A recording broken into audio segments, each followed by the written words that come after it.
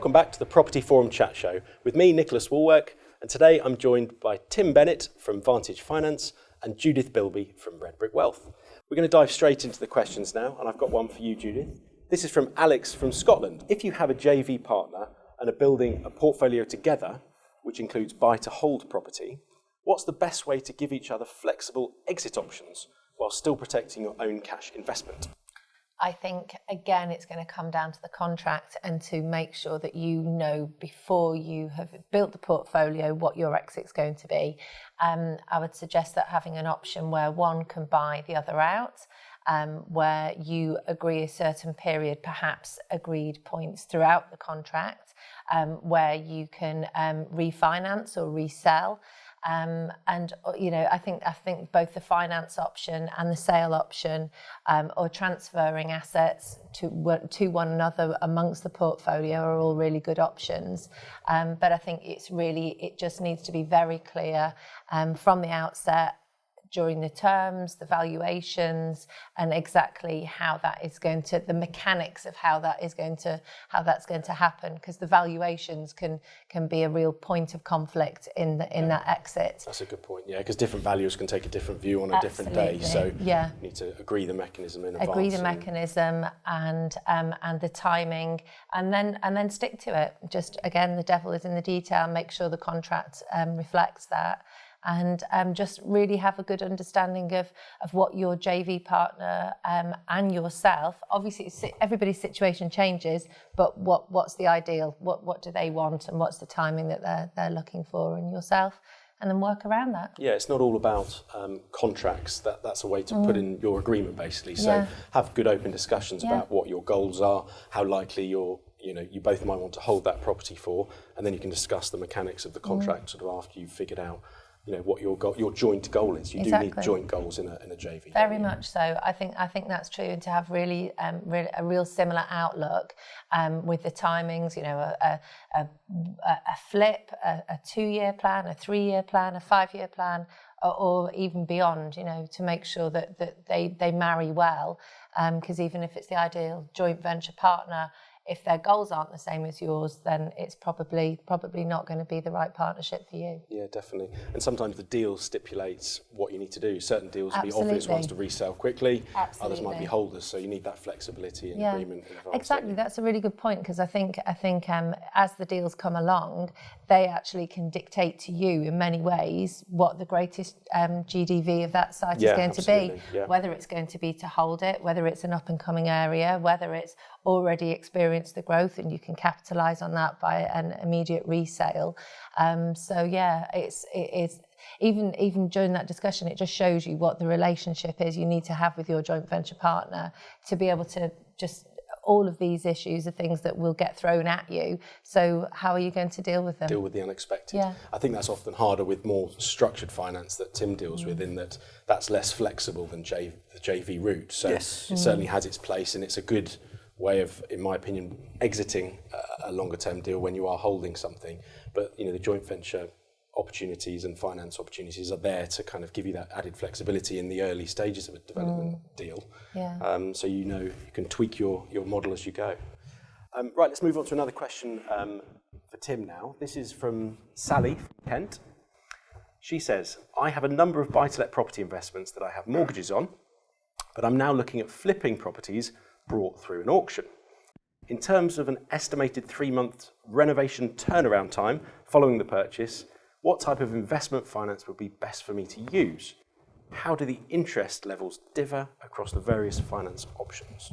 Okay, so I think what Sally's looking at there is quite a common proposal these days. That type of lending will naturally lend itself to the short-term market, bridging finance.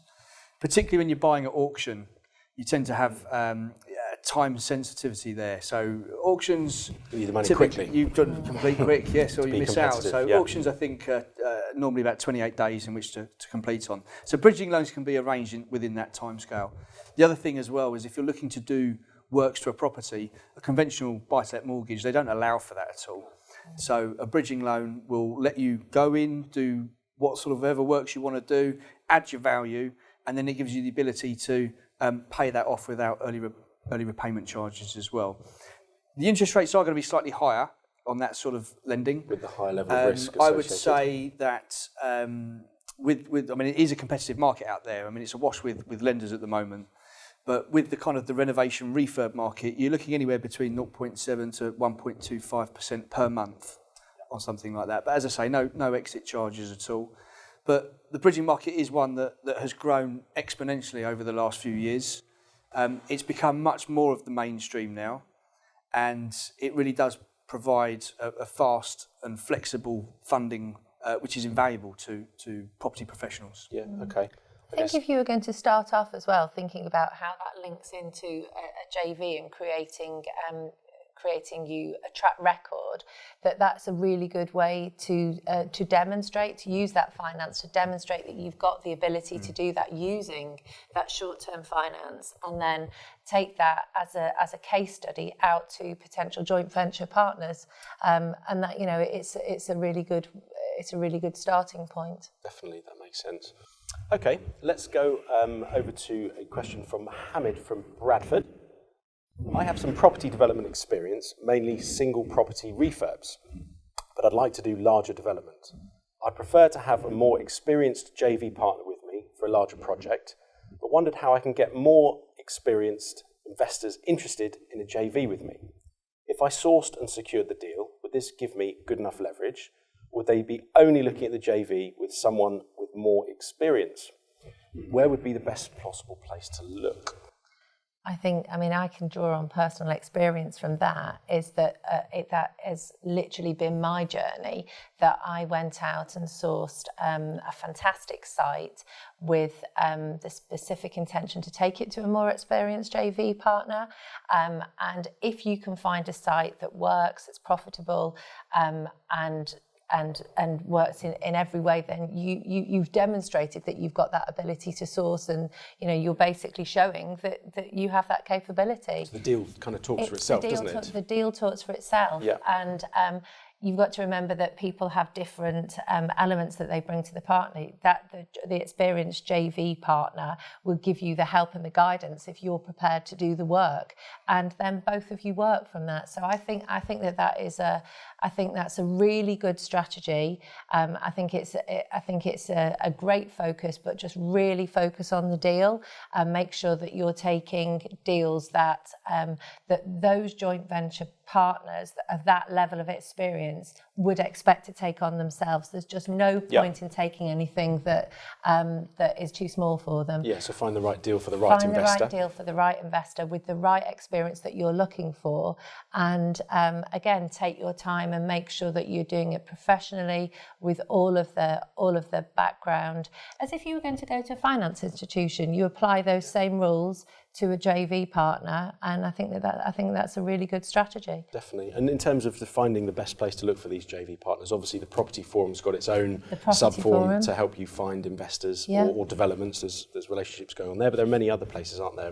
Where have you found useful to look? Yeah, I think again, the networking meetings, and if I was going to give a piece of advice as well, is you tell everybody what you're doing. Absolutely. You tell absolutely everybody, and put it on your LinkedIn profile, your Facebook profile. Absolutely. You never know where the next relationship You never know, your might come friends, from. your dentist, whoever. You tell everybody, and money will come to you. Definitely. Tim, we've just got time for one more quick question from the forum. This is from Holly from Wales. What are the common restrictions that you might face in gaining a secured loan, bridging loan or commercial finance? And is a successful decision usually based on the asset's value, or is it your own personal income and credit file that is still the key deciding factor? It's quite a broad question, so I'll answer that as best as I can. The main common points would be things like your affordability. Lender's going to look at your ability to repay the loan, the type of security that you're offering as well, the actual property itself. Some lenders will be comfortable with a shop above a flat, for example, others won't. And also the client profile and their creditworthiness as well is all sort of factors that affect the overall lending decision that come into play there. Time sensitivities as well is one. You need to pick the appropriate product to meet deadlines. Yeah. But with bridging finance, for example, I would say that they're looking at the quality of the asset, the value, and having a clear defined exit strategy. Commercial mortgages, whilst they look at all that kind of stuff as well, they're going to look at beyond that in terms of the ability to make repayments and look at the personal income situation as well. Thank you for that, Tim. I'm afraid that's all we've got time for today. I'd like to thank Tim Bennett for joining us on the show today from Vantage Finance, and also Judith Bilby from Red Brick Wealth. Thank you both for joining me.